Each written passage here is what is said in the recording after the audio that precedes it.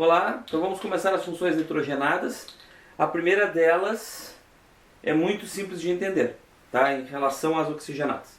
Quando nós falávamos de álcool, de enol e fenol lá nas oxigenadas, nós falávamos de uma molécula de água que teve seus hidrogênios arrancados, um hidrogênio arrancado para fazer essas funções. Ou então falávamos de éter, onde se tirava os dois hidrogênios da água e se colocava lá grupos orgânicos substituintes. A primeira função nitrogenada que vocês vão aprender chama-se amina, tá? Amina, o nome, certo? Não confundir com certas gírias, tá? E ela é um derivado da amônia.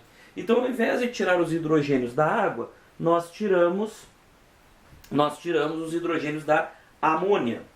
Qual é a semelhança dela com as funções oxigenadas? Bom, a primeira semelhança dela é uma questão de polaridade, né? Nós temos um elemento bastante eletronegativo, que é o nitrogênio. E da mesma forma que o oxigênio, o nitrogênio também tem elétrons sobrando aqui, né? Elétrons que não estão ligados, que podem fazer alguma coisa no futuro. Bom, vamos lá então.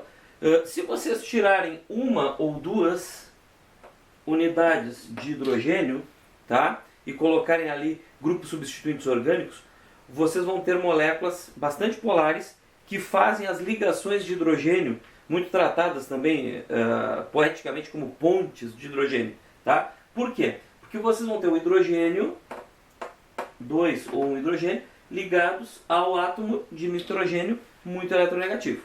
Se vocês tiverem um outro tipo de amina, onde as 3 unidades H foram substituídas por 3 unidades de grupos substituintes orgânicos, vocês não têm pontes de hidrogênio, tá? Por quê? Porque não tem o H ligado no N.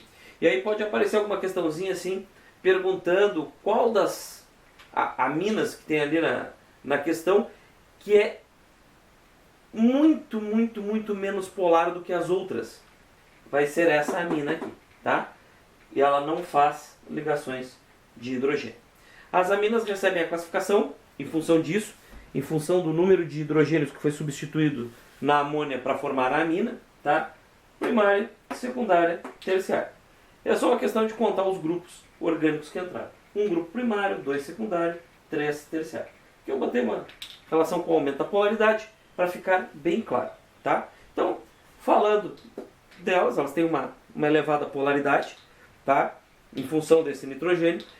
Aminas até 5 carbonos por aí vão ser solúveis em água. As demais vão ser mais solúveis em álcool, certo? Que já é um solvente orgânico, tá?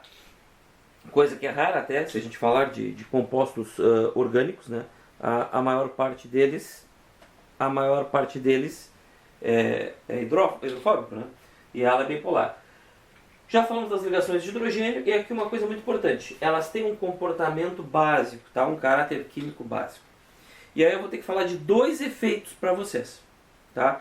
Eu não quero aprofundar esses efeitos agora. Eles vão fazer parte das reações orgânicas mais pro final, mas eu vou adiantar alguma coisa. Eles têm efeitos químicos que vão promover ou atrapalhar reações, tá? Na química orgânica se fala assim. Existem os efeitos chamados indutivos. Eu vou resumir grosseiramente isso, tá? Mais adiante nós entraremos em detalhes. Efeito indutivo é quando um grupo empurra elétrons para a parte reativa da molécula. Então olha só, se vocês tiverem aqui radicais alquila, radicais comuns, eles têm uma tendência a ser empurrador de elétrons, né? Eles não têm muita facilitação assim, eles não vão puxar elétron, eles empurram elétron, tá?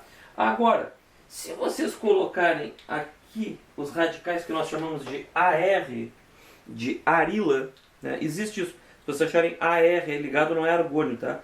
Significa que é um radical aromático, arila. Se você colocar um radical aromático ali, né, esse grupo vai ter uma ação diferente. Lembra da ressonância, aquela do anel benzênico? Pois é, essa ressonância tem uma tendência a sequestrar esses elétrons, tá? E aí olha só que bonitinho. Deixa eu pegar uma canetinha aqui diferente, essa aqui. Esse parzinho de elétrons aqui das aminas, ó, vai receber esse empurrão indutivo ou esse puxão mesomérico ou mesômero lá dos aromáticos, tá?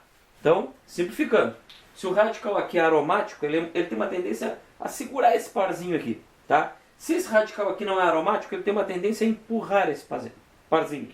Tá? Quase falei paizinho, vocês vejam que o dia não está muito fácil. Então, olha só. Nós vamos criar uma regra aqui, que é chamada regra de reatividade química, tá? Para as aminas.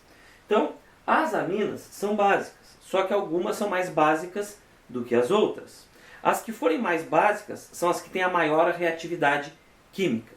Então, nós vamos separar em dois grupos, tá? A fronteira vai ser a amônia, que é uma coisa inorgânica que nós temos como referência. Se vocês tiverem, vamos para o outro lado do quadro, se vocês tiverem aminas alifáticas, onde aqueles grupos substituintes são radicais alquila, né? Radicais não aromáticos, vocês vão ter essa ordem aqui de basicidade. As menos básicas são as terciárias, tá? As mais básicas são as secundárias e a primária é a intermediária. Tá? A explicação da diferença, por que o secundário está na frente, tem a ver com os efeitos. Tá? Por que o terciário está lá embaixo? Tem a ver com o tamanho dos radicais ao redor da estrutura, e a gente vai falar lá em reações. Você só tem que saber a ordem por enquanto. Então não vamos botar o carroça na frente dos bois. Tá? Bom, a amônia fica no meio do caminho como referência, e as aromáticas são as menos básicas, portanto as menos reativas. Tá certo? Então, nessa ordem, primárias são mais básicas que secundárias, que são mais básicas que terciárias. Então se vocês pegarem essa ordem geral aqui, de baixo para cima, vocês vão ter a questão de basicidade e de reatividade química das aminas. Notem que esse efeito lá no oxigênio é diferente, né? Porque o fenol fica ácido.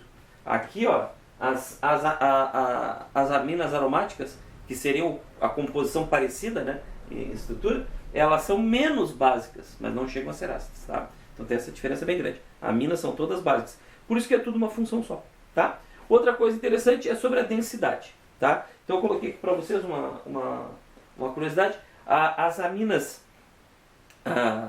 alifáticas, né, as que têm radical não aromático, têm uma tendência a ter densidade menor que a da água, tá?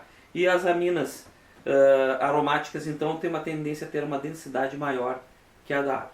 Isso aqui é a concepção geral de aminas, né? Na próxima a gente vai falar de quê? Da nomenclatura das aminas.